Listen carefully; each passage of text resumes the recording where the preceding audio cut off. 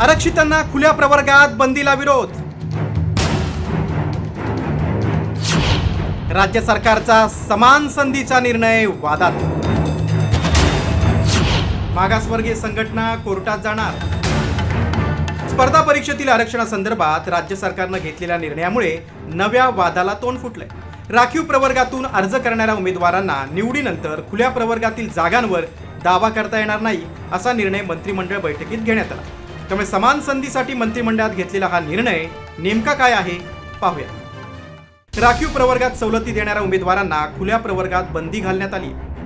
वयोमर्यादा, शैक्षणिक पात्रता, अनुभव किंवा परीक्षेच्या संधीत सवलत घेतल्यास विशेष लाभ मानला जाणार। अशा उमेदवारांची गणना केवळ त्यांच्या मूळ राखीव प्रवर्गातच होणार। ज्या उमेदवारांनी कोणत्याही टप्प्यावर सवलत घेतलेली नाही ते गुणवत्तेनुसार खुल्या प्रवर्गातून निवडीस पात्र असतील।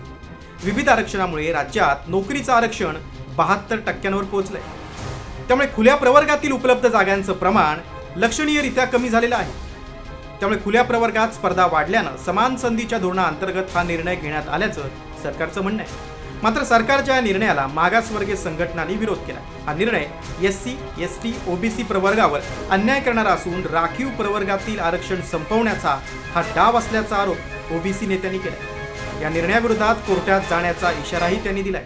आम्ही रस्त्यावरचा लढा लढू आणि न्यायालयीन लढा सुद्धा लढू यासंबंधी मुख्यमंत्र्यांना एक निवेदन सुद्धा आम्ही देऊन हा काल घेतलेला निर्णय हा SC, ST, OBC समाजाकरता दुःखद निर्णय आहे, अन्याय करणारा निर्णय आहे। त्याच्यामुळे तो आपण त्वरित मागे घ्यावा। हा निर्णय अत्यंत घातक आहे आणि राखीव प्रवर्गाच्या सवलती संपवण्याचा हा सरकारचा डाव आहे।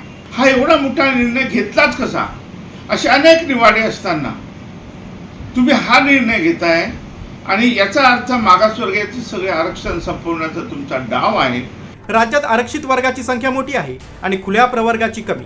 त्यामुळे 50% जागा खुल्या प्रवर्गासाठी राखून ठेवणं मागासवर्गीयांवर अन्याय करणार असल्याचा आरोप युवा ग्रॅज्युएट फोरमच्या अतुल खोब्रागडेंनी केलाय।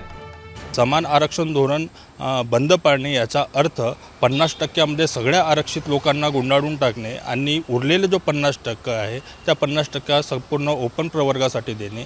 म्हणजे आता आपण लोकसंख्येच्या आधारावरती आपण विचार केला तर आरक्षित वर्ग या देशामध्ये मोठ्या प्रमाणामध्ये आहे आणि ओपन प्रवर्ग हा कमी असताना सुद्धा त्याला 50% जर जात असेल तर हा या देशातल्या किंवा या महाराष्ट्रातल्या मागासवर्गीयांसाठी हा अन्यायकारक निर्णय आहे। खरं तर केंद्र सरकारचे कार्मिक मंत्रालय आणि काही राज्यांमध्ये राखीव प्रवर्गातील परीक्षार्थींना खुल्या प्रवर्गात बंदीचं हे धोरण लागू आहे। राज्यात 2018 मध्ये फडणवीस सरकारनं असाच समान संधीचा निर्णय घेतला होता। मात्र कोर्टानं तो फेटाळून लावल्याचा दावा खोब्रागडेंनी केलाय।